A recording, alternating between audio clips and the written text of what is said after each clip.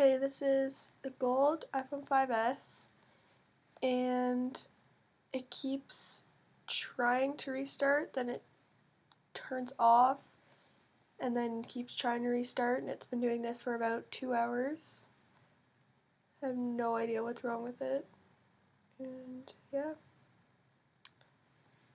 No water damage, nothing really happened to it. I got it about 2 weeks ago.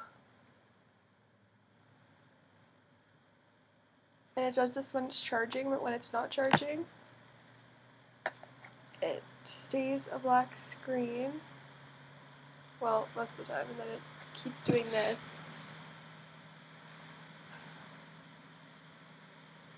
And then I tried going like this.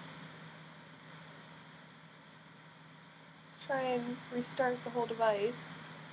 That did nothing. At one point it showed me to connect to iTunes, and when I did that, nothing happened. So yeah, if anyone knows what's happening or like how to fix this, please let me know. Thanks, bye.